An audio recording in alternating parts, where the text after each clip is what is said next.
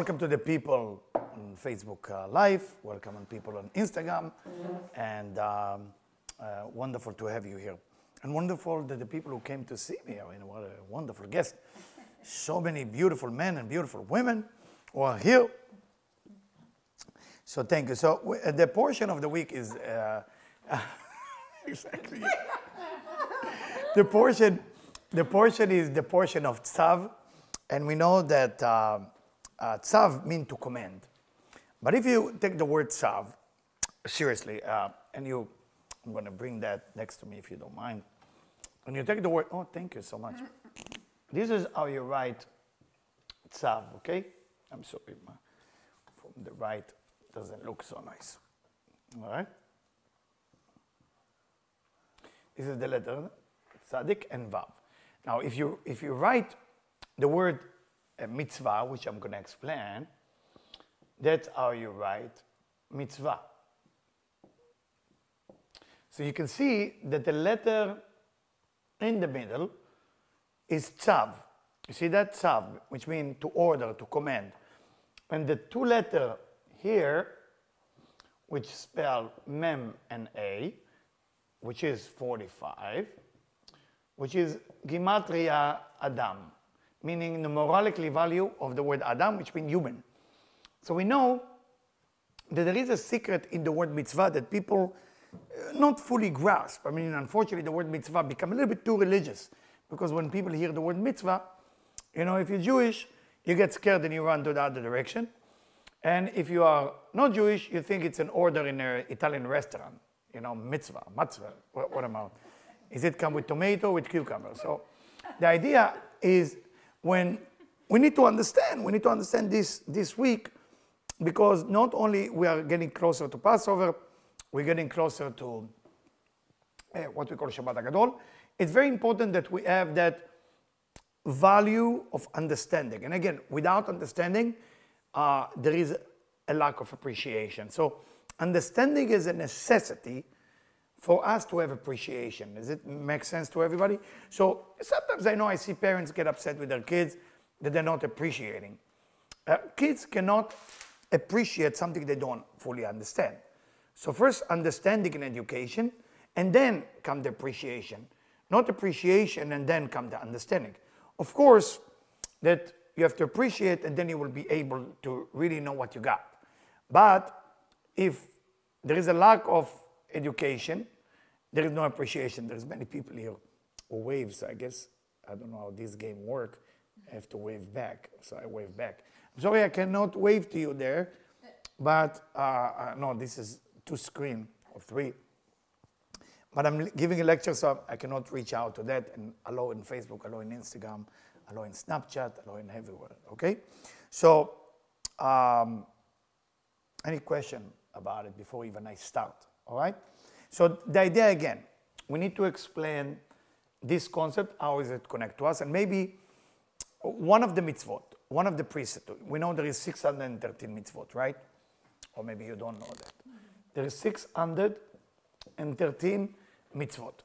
613 mitzvot are 248 positive and 365 negative. When I say negative, there is 365 precepts what you shouldn't be doing, and 248 what you should be doing. That's together is the amount of the mitzvot 613. Okay, that's where it's come from. So the positive mitzvah, for example, is like love the neighbor as thyself. That's positive. The negative one is don't kill, don't steal. Is it clear? So those together build the 613. Now those are also the days of the year, right?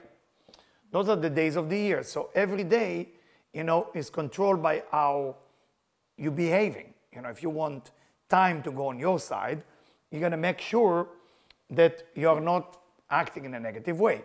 The positive one is controlling your body, your health. And that's why there is 248 organs corresponding to the 248 organs of the body. So basically, the mitzvot are there to take care of your health and to take care of the time. Because what you got beside that? You got your body and soul, you know, your soul doing the spiritual act we call mitzvot. And when you're doing positive thing, it's activating your bones, your muscles, your vein, your blood circulation, all of that. When you prevent yourself from doing something negative, you're controlling time. So I think it's quite a good deal. And that's why the word Tzav is the mitzvah. You see, it's built from you as a human, Adam, you as a human, and you need to remember what are those 613 are all about. I think it's cute. I think it's beautiful. It's not a fanatic religious way that you have to, you don't have to, but it's a quite strong suggest that you should do. Why? Because it's working, and once you use it and you find it work for you, the question is why not? You know, that's about it. So the parasha of this week, as we're reading from the book, is called the Parasha of Tzav. And the Parasha of Tzav has to do with all those different commands that we don't do today. It used to be in the temple. And they're using all what the Kohen has been the priest, but priest is not exactly a Kohen. Not every priest who are in the church is a Kohen. So the translation went a little bit off. Kohen is a family that came from Aaron. Aaron the high priest, he was the first Kohen.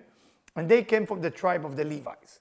And when they came from the tribe of the Levites, their job is one job. They basically work 2 weeks a year. Not a bad job, right? And they're not allowed to have any business. They only work in the temple 2 weeks a year. The rest of the year, they basically, people give them donation, they take care of them. And they come to do the slaughtering of the animal, the sacrifice, 2 weeks a year, every Kohen.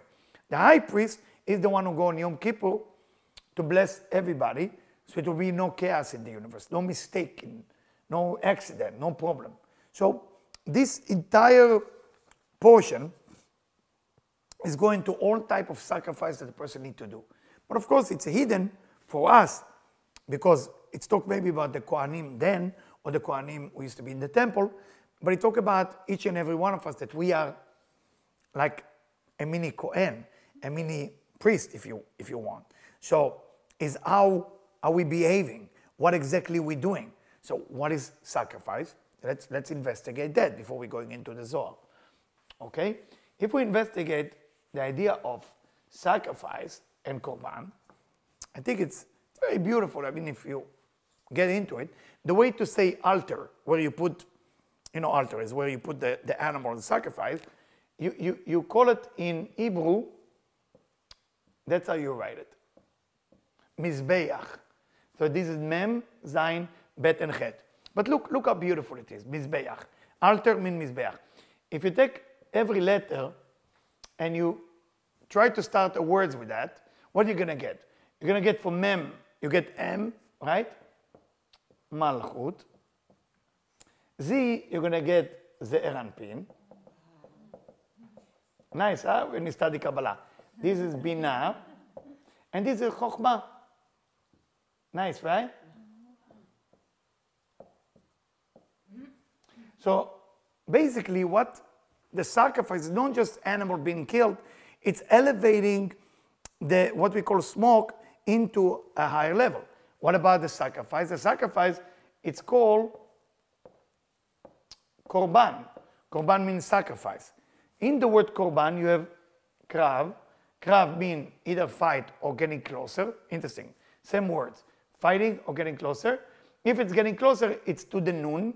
Nun is 50, which is binah, which means freedom. Or if you fight the nun. Nun means, that's how you write nun, which equal nofel, which is similar in English. Nofel is falling. Now you know where the word falling came from. From Hebrew, nofel means to fall. Fall, falling, nofel, interesting, right? Sound like the English words, right? Mm-hmm. Interesting. So you're fighting where you're falling. So the entire portion is actually to help us not to fall and now to elevate from the bottom and up. And it's very difficult. I mean, whoever practices spirituality have to agree. We find it very difficult to elevate. I mean, just in a second that you think you're already there, problems start to appear.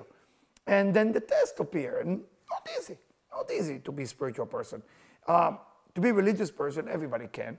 You buy yarmulke, you buy a cross, you buy tzitzit, you buy tefillin, you go to church on Sunday, you make some confession. You pray 5 times a day. So to become spiritual is a little bit different idea, because you're really working on yourself and not necessarily get credit or somebody know about it. It's internal. And because it's internal, you might find it a bit difficult to be spiritual, because there is no reward besides spirituality. The only reward of spirituality is spirituality itself. So once you're looking for a reward, you start getting confused. Because a lot of people who are religious, they become religious because they've been promised to live longer, be rich, finding the soulmate. Here in spirituality, the reward of spirituality is that I'm able and capable and allowed to be spiritual. So it's a very different story here. And that's why spirituality is much more deeper than religion, because spirituality, you're looking for the divine internally, as we're going to learn. So what we're doing tonight, we study. And when you study, it's one of the mitzvot. It's one of the precepts to study together and to study Torah. So I brought you a section, or more specific, Debbie brought that section. It's beautiful, she found it, in Zohar Tzav. And after that, we're going to go a little bit deeper into different books tonight, so we can swim deeper into spirituality. So let's see what it's all about, this portion. Are we using the microphone tonight? Are we good? Yeah. Yeah? All right. 1 second. We good? Yeah. Here we go. Let's read. Come and behold. What is the difference between those who are occupied with the Torah and the faithful prophets? It is that those who are occupied with the Torah are always more valuable than the prophets. Why? They are in a much higher grade than the prophets, since they who are occupied in the Torah stand above in the place called the Torah, Zeranpin, which sustains all the faith, Malchut, which has nothing but what Zeranpin gives her. The prophet stands below, namely under the chest of Zeranpin, in the place called Netzach and Hod. Those who are occupied with the Torah are of more importance than the prophets and are superior to them, for the ones stand above and the others stand below. Those who say things through the Holy Spirit are the lowest, since the Holy Spirit is drawn from Malchut, which is the lowest. So it's a very confused statement, because I think most of us are very impressed by prophet, or at least psychic, or at least that. And he's telling us what we're doing tonight is actually on a higher level. I mean, it's exciting. The ego feels better. We're excited we came. We're excited we listen online. And it's good news. It seemed like, wow, okay, I'm in. And the idea is, what is the Zohar telling us? The Zohar is telling us that the Torah basically come, as you can see, from Zeranpin, where the prophet coming from where? It's a Netzach and Hod, okay? Whoever busy, he used the word occupied or scheme, mean to be busy, okay?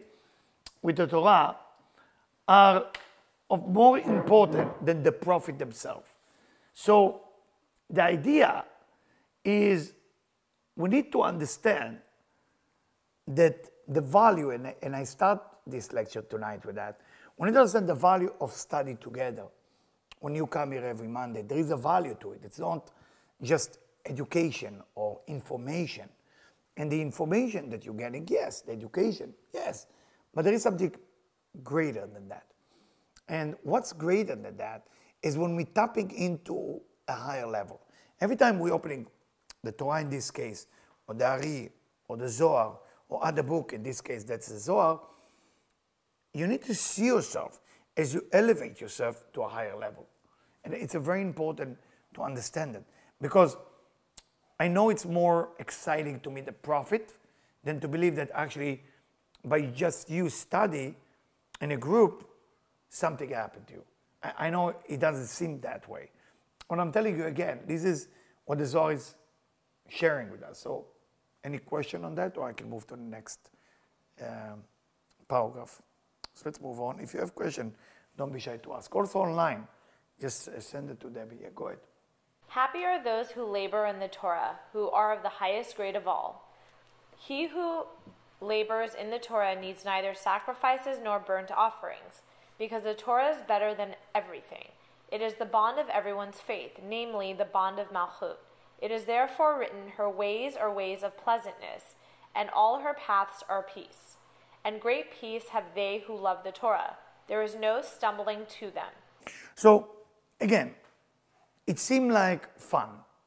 But if you ask a lot of people who are practice spirituality or religion, or practice the Torah, it will be difficult for them to say it's fun and you only know good thing.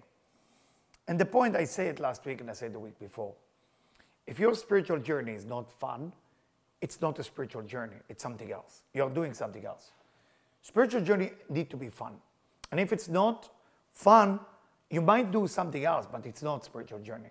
You might be thinking you're doing spirituality. But spirituality has to bring smile to your face. If you are becoming too angry while you're doing spirituality, because we meet a lot of people on the way to their journey of spirituality, they get upset. That's not spirituality, that's my meticulousness, like my need to be perfect in the eyes of God. But that's like my ego telling people that's what I try to do, but that's not written that that's the way to go. We need to find out spirituality, what it is, and are we on a spiritual journey. It's not necessarily that every time that we study, we are, and that's why I use the way labor in the Torah. What is labor in the Torah? What is labor? I mean, you gotta work. You gotta work. Mean that how exciting it is to open a page and to read and find out I don't understand, and then read it again, cry until I understand it, and then celebrate after I read it. I don't know if I ever told you that story. So I think I did tell you. I don't know if it's not too long ago, and I'm sorry if I forgot. So there is, if you take New York City, you take Lincoln Tunnel, and you cross to the other side, I think almost New Jersey, but it's called Union City or something like that, if I'm not mistaken. There is a Hasidic community there. So I want to overcome my ego.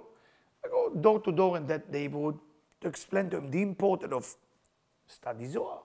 And that's not their thing. They study very well.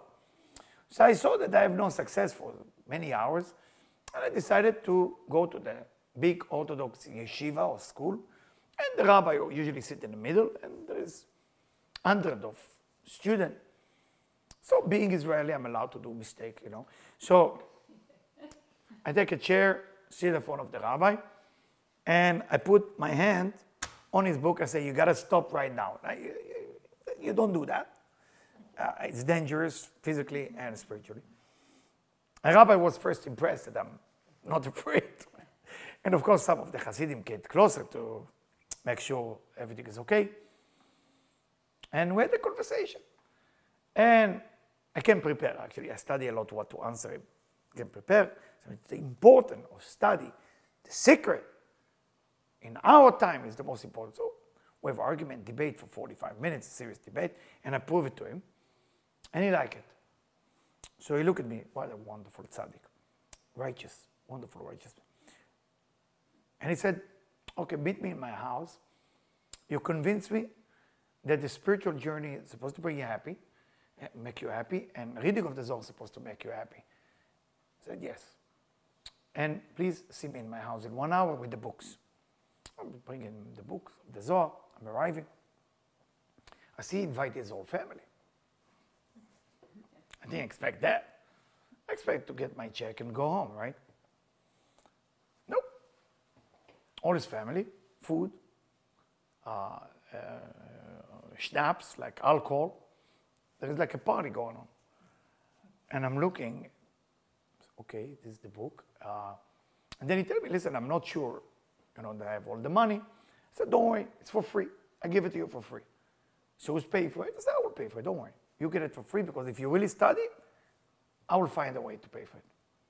He was impressed. He said, no, I want to pay payment. I said, okay, if you don't have money on payment, go, also good. Again, the Zohar, he gave me the check. I was about to go, he held my hand, said, where are you going? So continue. So I don't know. You said that that brings happiness. I have to prove to you and my family that that's truly bringing happiness. So, okay, what do you want me to do?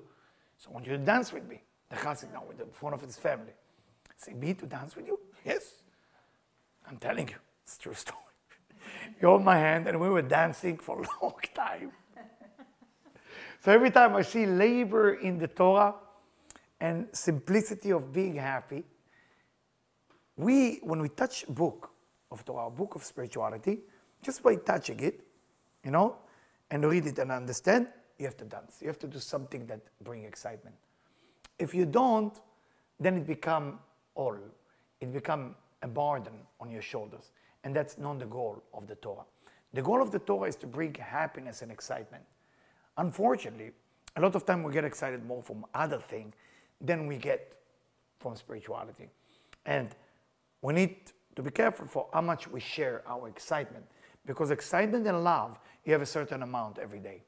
If you give the excitement and love to the wrong thing, you have nothing left for the right thing. And to remember that. So let's say if God gives you today 2 hours of excitement, and you use these 2 hours of excitement for food, then when you want to get excited from spirituality, you have nothing left. For that reason, you find a lot of people, when you talk to them about spirituality, they look at you like, what do you want? They have no idea, because there's nothing left in them. It doesn't mean they're bad people. They just use their energy and time not in the correct way. But everybody has within them the excitement about spirituality and about the Torah. Everybody, every human being. You just have to help them with a 365 to keep it down. To keep it down a little bit, to 365. And if they don't listen, then help them with the 248, with the positive thing, what to do. Because when I meet people who are like wild or party animal or whatever you want to call it, I work with them only on 248. You never mention 365. When I say, you understand the code? 248 means what can you do, not what you should prevent me doing. People who party don't like to hear the word no, but they want to hear the word yes. So you tell them, can you forgive your brother? Yes, because they have it within them. They have love. They just take the love to the klipa, to the dark side. Let's read the next page, please. While they were walking, they met a man with 3 branches of myrtle on his hand. They approached him and said to him, "Why do you have them?" He said, "To give relief to the lost one, namely the additional neshama, which is lost to a man's nefesh by the end of Shabbat." Rabbi Elazar said, "That is well, yet why 3? One would have been enough." He said to him, "One for Abraham, one for Isaac, and one for Jacob, the 3 columns, Chesed, Gevurah, and Tiferet. I bound them together and smelled them because of the verse, 'Your oils are fragrant. For your flowing oil you are renowned.' It is for this fragrance that the weakness of the nefesh is sustained, and faith, malchut, is sustained, and blessings are drawn from above and from below." Rabbi Elazar said, "Happy is the portion of Israel in this world and in the next." So basically, as we can see, the whole idea of smell, sometimes you fall spiritually. Make sure the smell, good smell should be around you all the time. People don't appreciate smell, but smell is the only things that Adam and Eve didn't sin. They sin with the ears, with the mouth, with the taste, with the eyes, but the sense of smell stay pure. It's the way that God created it. So every time that you fall down, by the way, spiritually, smell something good. Perfume, flower, rose, maybe that's why they say smell the roses, So the idea of smell is a very important thing. Those of you appreciate it, There is people who are more knowledgeable than me. On the smell, I went to a course for 6 weeks, and they teach you how to smell, actually. There's 3 levels. It's amazing. There is all science behind it. It's amazing. What this smell do to you, you wouldn't believe how far it goes. You should read online, So I went to that course, and I really loved it. I said, wow, And when I go into something, I can forget myself and swim into it a little bit too far. But remember, smell, very important. Now, after Shabbat, you receive additional soul. Because the entire Shabbat, God gave us soul to make sure that the Shabbat will be able to stay with us. But in the end of Shabbat, normally people get depressed. Normally. If you did the Shabbat well, there is a crash on Saturday night. Why? Because the soul leaves. and then the body feel empty. So what the Kabbalists explain, you should smell something good. But it has to be specifically myrtle leaves. Why myrtle leaves? Because if you look at the myrtle, there's 3 leaves grow from one area. Okay? And how many you use? 3 on Saturday night, 6 on Friday night. Those of you who spend with me Shabbat here, normally you see me Friday, I'm going to bed, I smell the 6. And on Saturday night, when we do the Havdalah, we smell 3. Why is that? You can also tell where your soul came from. Okay? If you smell deep enough the myrtle, you will feel it how far. Rabbi Isaac Luria teach it. The smell go in the part of your body. Some of you feel the shoulders, some of you feel the back. You will feel actually the smell traveling into that part of the body. Okay? So every person will smell it in a different thing. I don't have myrtle. No, I don't have it. So the importance of myrtle is changing everything. And I know a lot of time you're asking now, okay, so what's the connection between this paragraph to the one before? And the idea is we need to understand when you elevate yourself to study Torah and spirituality and you get out of this door, it's very difficult because it's almost like you went 100 floors down in a second. It's very difficult to keep yourself on. You know, one of the things always to carry with you, any good smell that can be, it could be perfume, of course. If you have a real oil of something real, very hard to find in nowadays. But in the old days, they used to have small bottle. The women used to wear it here from expensive silver, and they open and they smell it. In some Muslim country, they still carry it, by the way, but it's super expensive again. You cannot get it here. The place that used to create that unique smell is next to the Dead Sea. But the Roman killed all the people who used to create it, that smell. But we know that there is one herb that grow there next to the Dead Sea. It's called Engedi in Engedi. Those of you who took the tour with me last year heard the story, how the Roman want to take all the smell for them. So there is all kind of smell that can help, but always when you get out of a spiritual event, smell something good. Some Kabbalists carry with them clove. You know what a clove is? Some Kabbalists carry them in the pocket clove, and when you break it, it smells good. So whatever keep you going, because after a spiritual event, there is a fall. In the old days, they used to do something called, I don't know the name, shmak tabak. It's like a powder from tobacco. You don't know what I'm talking about? No? Snuff. It's like a powder in a metal thing. So the Kabbalists, what do you call it, snuff? Snuff. It's powder, and all the Kabbalists during the time after Shabbat, they used to have the thing, and a person share it with everybody. You know, you know what I'm talking about? You never did it? Yeah. I remember first time somebody saw it, and they came first time to synagogue. They never saw a synagogue before. And I brought that person I used to teach in a rehab. So I brought them in, and the person panicked. He took me aside. I said, Eliyahu, is this cocaine? I said, no, it's not cocaine. No, it's not cocaine. He was so nervous. It was funny. I said, no, I swear, don't come smell. I said, no, I don't want to smell. I'm telling you, it's funny. Yeah. Let's read that, and then I want to move to another subject, please. Come and behold, the world is sustained by this fragrance alone. From the fragrance smelled below, another fragrance is made known above, the secret of the illumination of Chokhmah. When Shabbat leaves, the additional nefesh man attains on Shabbat is gone, and man's nefesh and ruach remain isolated and sad. This fragrance comes, which is drawn by the odor of the myrtle, and the nefesh and ruach are brought close to one another through it, and they rejoice. So basically, you know, if you look at your soul is built from 3 levels. The nefesh, which is close to the doing, it's close to the blood type you have. It's more connected to the physical body. It's the bridge between the soul and the body, the nefesh. So every action you do good, you add better for your blood and your body. Every action you do bad, I don't need to tell you.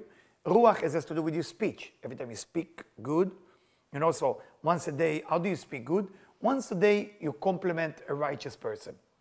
To tell a story about a righteous person.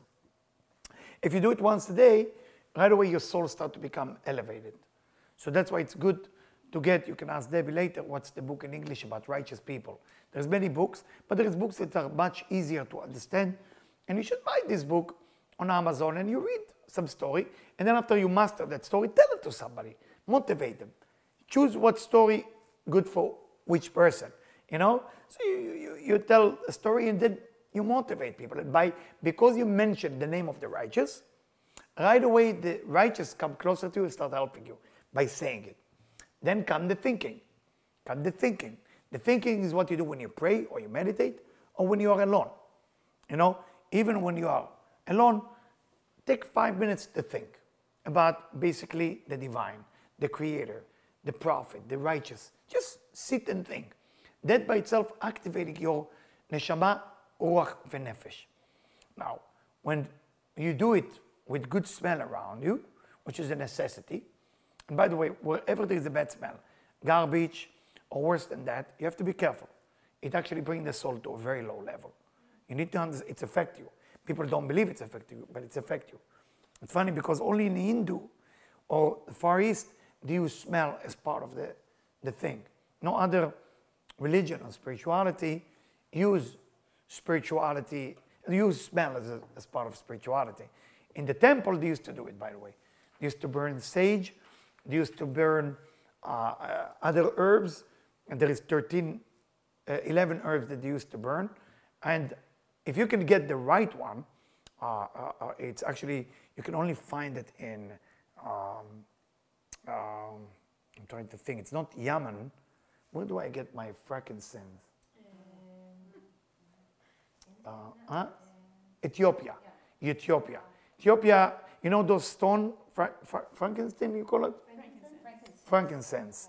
If you get the real one and you burn it in your house, you have nothing to worry.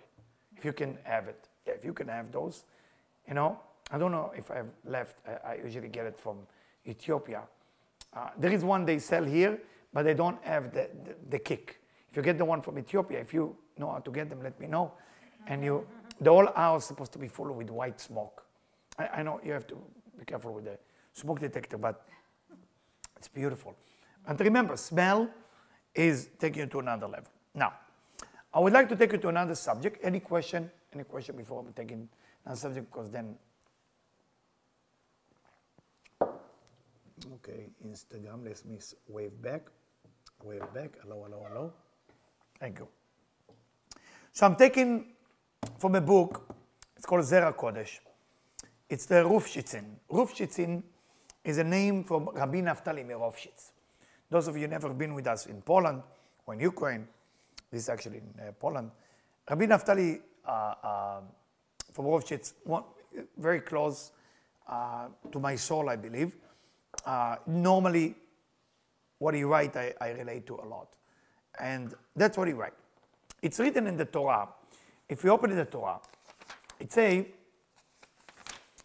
Esh tamid tukad al hamizbeach lo tichbe.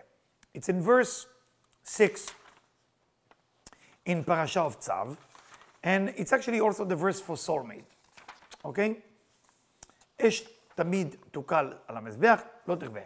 So people need to say it to find soulmate. When they say it, it's activating the soulmate.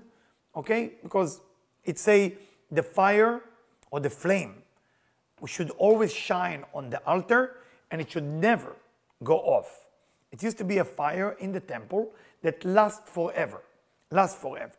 Now we need to understand spiritually what it means. What it means all night. That this has to be on, and he used the word all night as well. So Rabbi Naftali Mirofshitz writes like that.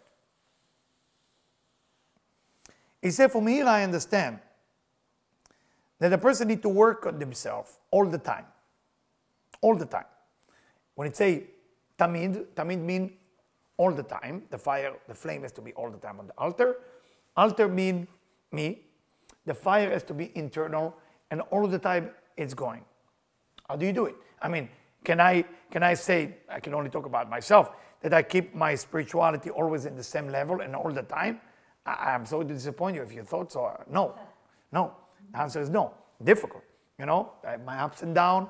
I have the forgetting and memory, and I'm a human being, so I have my moment. And how can the Torah telling us all the time? How do you do it? Let's say I want to do it. So how to do it? יש לומר שרמז כי צריך לעובדו יתברך בבית תחילות. I said, say Rabbi Naftali Mirofshitz, if you want to start working on yourself spiritually, you have to do it in 2 levels. I love his language. I love Naftali Brovshit so much. And you see, by me saying his name, I'm activating my ruach. You understand what I just did now? Okay?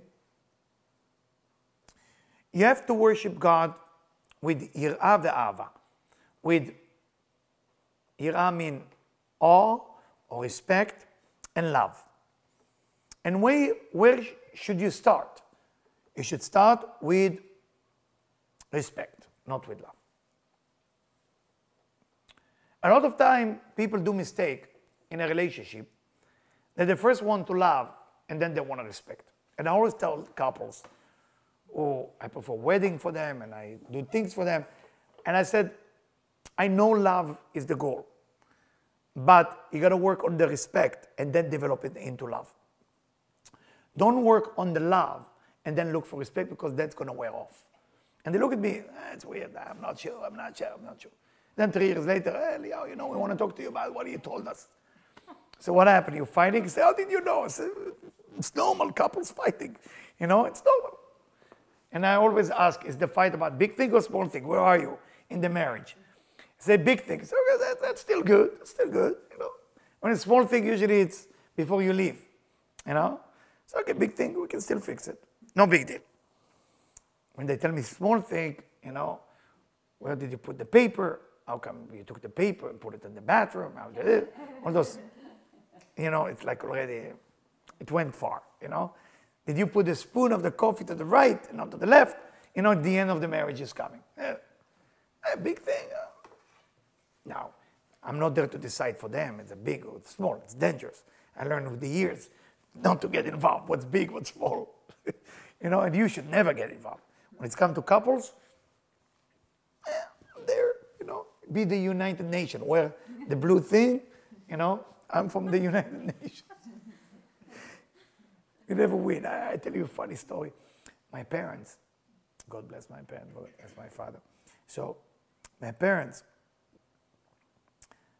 had some argument between them. Used to argue a lot, but one time it was rough.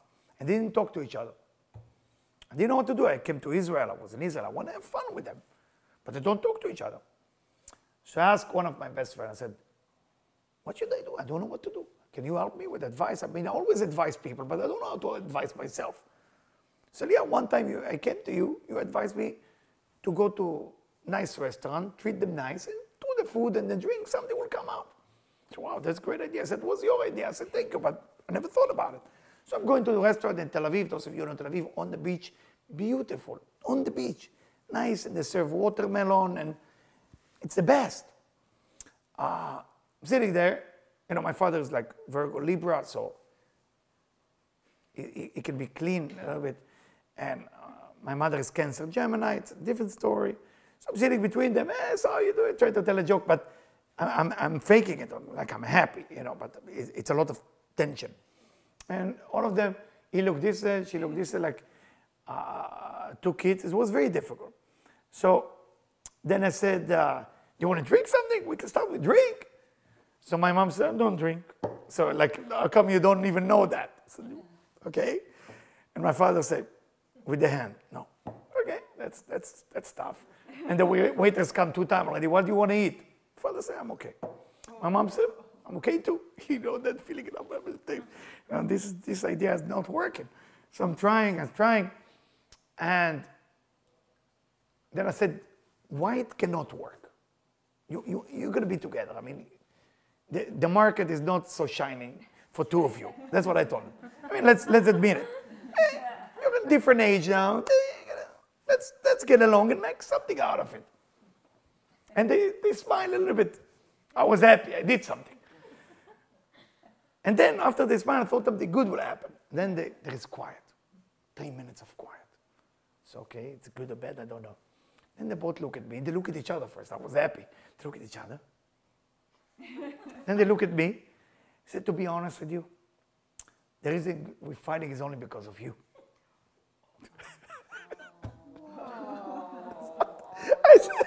I said, how did I end up in this situation? And I remember I tell the waiters, can I have a drink, please? And we're sitting with them, and they told me, she told me, but the good news, they came home as one unit. That's the good news. Sometimes that's the cost. So the reason I bring, respect and love, during the 60, many people said, I love you. Peace and love, I love you. But it was missing value of respect. Let's understand what it means. There is in yirah, which means respect, is two levels. There is one yirah also means fear. One yirah, which is lower yirah, is fear of getting punished. And upper yirah or upper fear is because you have a value to the Creator, how great is the Creator. And you understand that the Creator is the source and roots of everything. Now, and then a person will come to love. So if a person we have to categorize ourselves tonight. Where am I in my spirituality? Am I closer to God because I'm afraid something bad will happen? Am I closer to God because I'm fully respected, because I'm so knowledgeable about all those universes that God created, and I'm like, oh my God, every second? Or I am in the third level, which I'm in love with God. So sometimes when you tell it to people, they say to you, I'm totally in love with God. They're totally not, because you don't skip level. You have to go to a transition. You have to go to different levels, as Rabbi Naftali Berov should say. And that's what it means that the fire has to be on the altar all the time. What fire? The fire of yirah, the fire of the fear, the fire of the respect. You have to check. Because after all, I don't know if you watch different documentary on Netflix. I know it's a little boring, but sometimes I like to watch. And I like to watch documentary on religion, on spirituality, on different things. And there's a lot what to learn. It's a little bit boring. So I want to see what our universe speak about spirituality and religion. It's 10 chapters, half an hour each, and I don't remember the name of the show. It's one of those weird shows that people usually don't watch, but I like to go because it's not done perfectly, but it's good material of information, if I make myself clear. The information is very important, but the way they did it, I guess, low budget, so it wasn't perfect. But the information is great, and I love it. So they show you 10 levels of religion, any type of religion, and you see all people looking for the same thing. What can I get from it? So people are getting closer to God for what I can get from it. That's it. There's nothing else. Though the relationship to God is a weird relationship. How can I get as much as I can from that thing called God?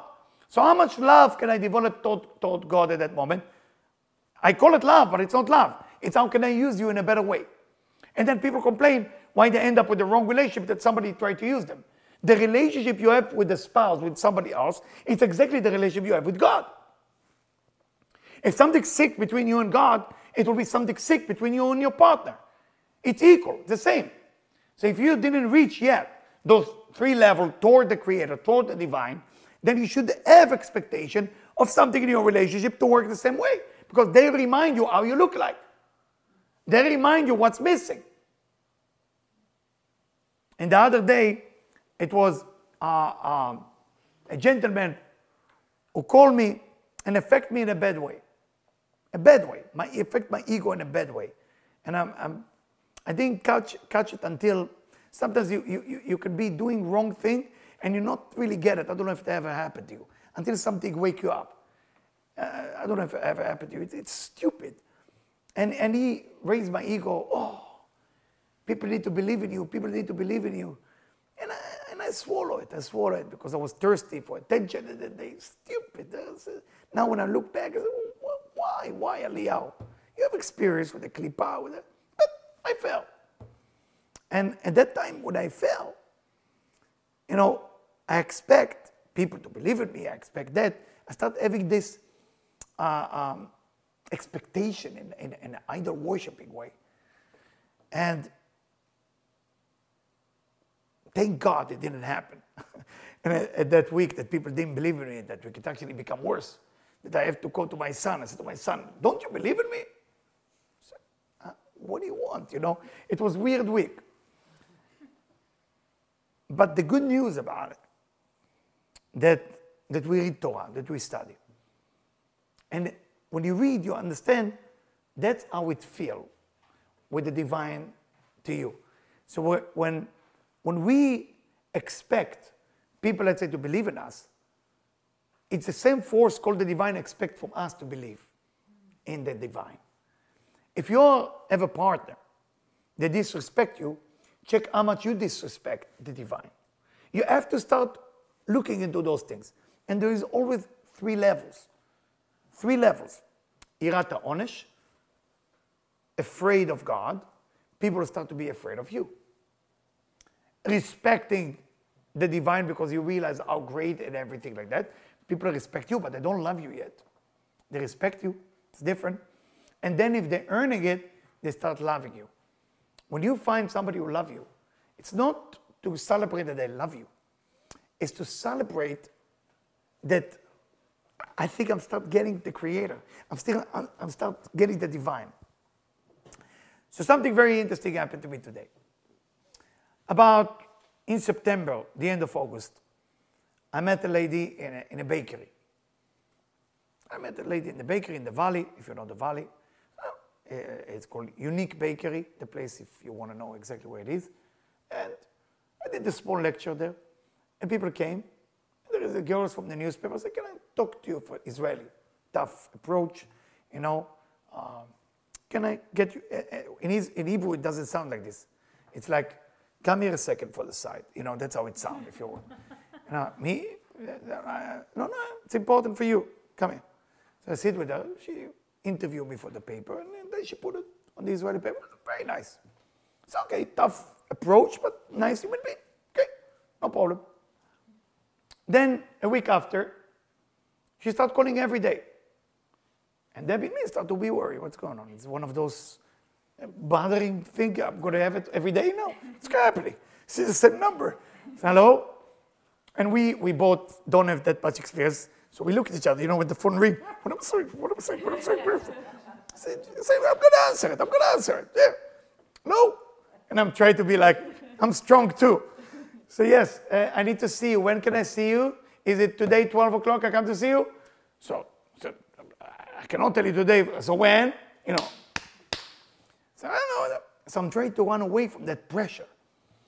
In the end, I surrendered the pressure. I said, Debbie, I'm going. And there is like, she brought 2 more women, tougher than her. Say, listen to me. And they start telling me what I need to do. I said, I can't believe this is my life now. And I'm looking, and I said, okay, whatever. I mean, that's what God wants. Coming back home, didn't stop, another phone call. Say, Eliyahu, you should come to the valley. I want you to meet somebody. And Debbie protected me. Say, enough with that. Enough with this abuse. I said, okay. And I said to her, but, you know, we're starting an organization. Maybe there is some light there. And Debbie said, if you think you feel, oh, I trust you. So I go to this meeting. She say, I want you to meet a guy. I said, okay, at least it's a guy, right? It's a guy. Maybe it will be mercy on me. Ask, is he Israeli too? Yes. Okay. So I'm waiting there. She says he's Israeli and he's Persian. So okay, that's a good combination. So I'm waiting in the office. It's a large office in the valley. So I'm waiting. And I ask her, what are we meeting here for? Why we are here? So, Eliyahu, this guy is the most powerful advertising company, you know? Okay. What's the name of the company? He said, like, his name. I don't want to say his name. That's his name. That's okay. So he decided to see a book, half in English, half in Hebrew. Very nice read. Very nice book. And he seemed very busy. And we seemed to wait 45 minutes, and I don't know why am I waiting. It was Friday, so it's late for me. Bottom line, he accepted us. We're going there. And I didn't feel comfortable because he started, okay, let me check your website. And he's smart kind of dude. A lot of mistake on the website. You know, and I'm taking note. I said, I don't know websites. Okay, you're right, I have to fix it. It should be better. So because of him, I actually hired a new team to fix the website. So I keep, and the story going. And he realized, I guess they brought me as a customer, but what they ask for advertising is, I don't know if you guys know numbers, but the numbers are very high.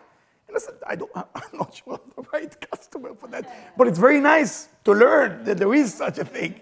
There's CNN and Fox TV and all those names that you dream to be one day, 30 seconds, and say your thing and goodbye. So I was a little bit, and I told the lady, I said, why you brought me here? I said, I thought, well, maybe we'll give you some time for free. I said, yes, but it's very expensive. He's not going to give it to me for free. Coincidentally, in the conversation, I find out he was my neighbor when I was a kid. And he born on my birthday. Coincidence. Wow. But I said, that's all beautiful, but that's where it stopped. And he revealed to me about the website. We changed everything for my website. I hired a whole new team. Bottom line, I received a phone call today. This is from September. What is it now? A long time ago. Eliyahu.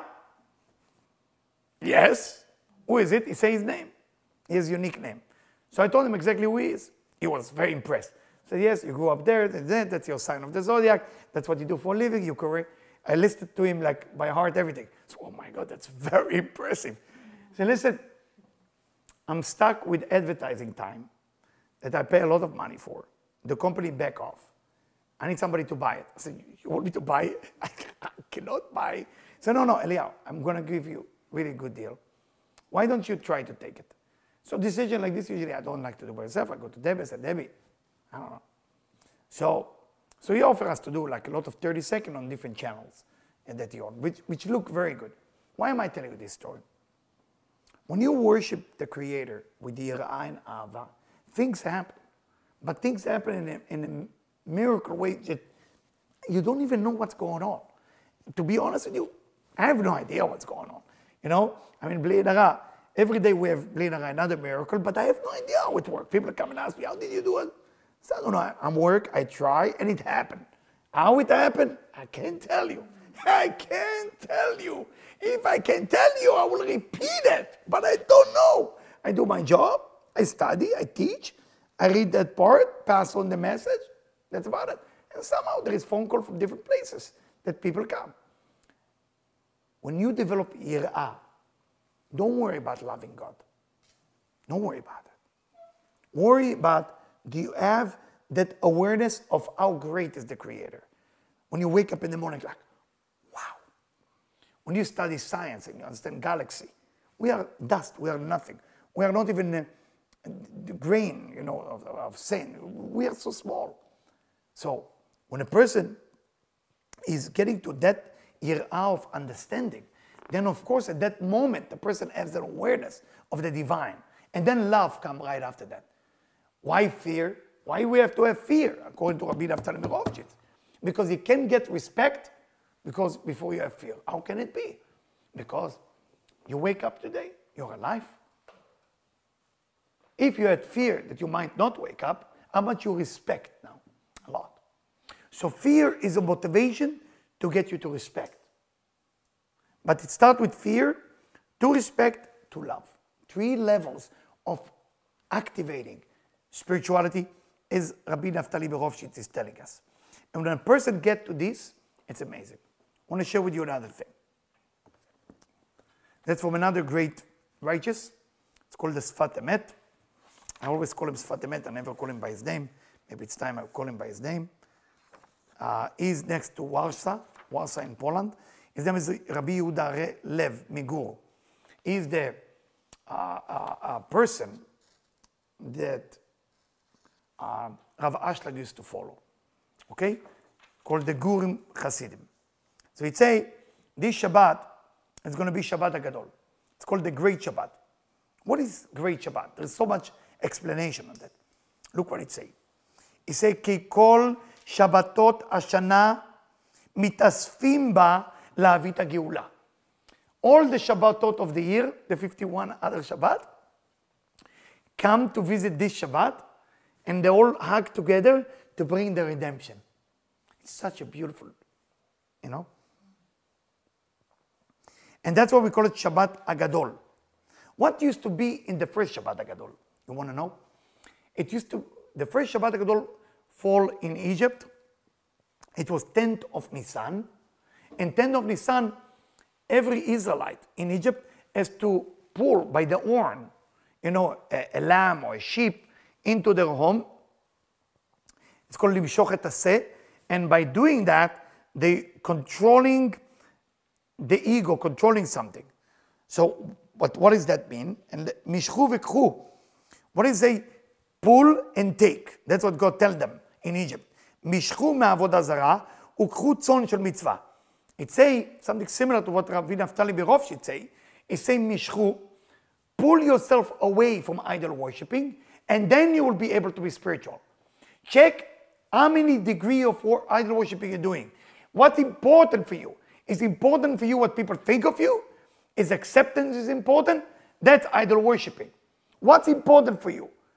And if a person get to a place, mishchu, mean pull yourself away. It's not the ram or the lamb or the whatever you call it, the sheep. You are pulling yourself away from that idol worshipping. That I care what people think of me. I care about that. I care about this. And then, mishchu ma'avodah zarah v'kchu tzon shel mitzvah. Dinei Shabbat u'kabalat ol malchut shamayim. We need to understand that that's the most difficult thing for spiritual people. That we need to feel the yoke on our neck. Meaning we cannot, everybody know yoke by now, right? Exactly. So we need to get into a place that we feel the responsibility of being spiritual. But we have fun. Meaning that we are serving. It's funny, in the Muslim, how they say, how they give a name to somebody who's a server of God. They have a name for it. It's called Abdallah. Now you know what Abdallah. Abd in Arabic means a servant. Allah means God. So Abdallah. Abdallah, the servant of God. Okay? Now you know. So everything that ends with Allah is Abad. So somebody whose name is Abd, because now they ashamed of the old name, he says Abd or Abdallah. They said, wow, it's Abdallah. They will always tell you. They will be impressed that you know that. So the idea is to understand that to be the servant, how does a servant look like? Servant understand that this universe is not mine. I'm a visitor. So try to imagine that sometimes, that you're walking into the street, when you're driving, when you're eating in a restaurant, when there is people looking at you, people who like you, people who hate you. There's one thing you have to care about. How am I doing? Not so good. Talk to the boss. Talk to the boss. Say, boss, I'm falling. I care what people think of me. At least verbalize it. Say it. Say it. I do it a lot when I drive, because now there is a Bluetooth. Everybody thinks you're talking to somebody on the phone. The old days used to judge you, but now I drive, I cry sometimes, don't cry too much, because you want to talk to God, you have to. I drove in somewhere in the northern part, I don't know, Highway 22, I don't know where is it, Pasadena or some beautiful area, mountain. And somehow the mountain brought tears to my eyes, and I started thinking like, wow, I think I'm cheating God. I'm playing game. I'm not enough real. And I want that connection to come back, because as a servant, you want to get to a place that the best place you can get to is to become the servant. We think spiritually that the best place to get is to be the king of this world. That's idol worshipping, because then people think you are God. And that's why the righteous, like Moses, like Joseph, they want to be buried in a place where people respect them as God. Joseph said, put me into the Nile so the Egyptians don't bow to me. Moses said, God, if you love me, please make my grave disappear, so nobody can ever come to me. Rabbi Pinchas ben Yair in Tzfat, next to the Rav, the circle, he asked, nobody should put a tombstone. 2,000 years they try to put, and it's explode. Just lately they put a new one. New one now. What I'm trying to tell you guys, that the whole idea of getting into a place that I can become this true servant, as the song of King David say, Ani avdecha ben amatecha pitachta lemusarai. In the book of Tehillim, in the book of Psalm, King David said, I'm your servant, the son of your servant, or the daughter of your servant. Please open my chain. You don't want nobody but the Creator to take you under to become the servant. Because, I'm sorry to say it, it sounds not so attractive. You either can become servant of God or servant of the dark side. And that's what Shabbat HaGadol is all about. You get freedom. Passover, you get freedom. What freedom? Freedom for becoming no longer servant of the Klipot, become servant of God. And I know it, again, it doesn't sound so attractive, but it's important. I brought this book here, so it's not nice not to respect it. So even we're late, just one word. It say that the freedom on Passover is when the Mitzrayim, the Egyptian, and the external forces try to put us and hold us in a way that we will never make it. And they feed us all the good just to stay in Egypt. All the good for free. Egypt was wonderful. Egypt was amazing. Egypt gave everything. But what they call Egypt, place of slavery. How can that be? Everything was free. Sometimes, when everything is free and everything go well, you start thinking, I think I'm the king. I'm the queen. I think I am. And that's what the Talmud telling you. If all the world come to you and tell you you are righteous, in your own mind, you should think of yourself as a wicked person. Why is that? Should I be depressed? No. You got to be careful. You're never the boss. You're never the boss. Never the boss. Never the boss. So if somebody sometimes remind you you're not the boss, don't be upset. It's true. I'm never the boss. Never the boss. There's boss. I'm trying to do the best work I can to manage. Still, if you're a manager or boss of a company, you have to do the right job. But it doesn't mean that you're the boss. Internally, you got to work on yourself.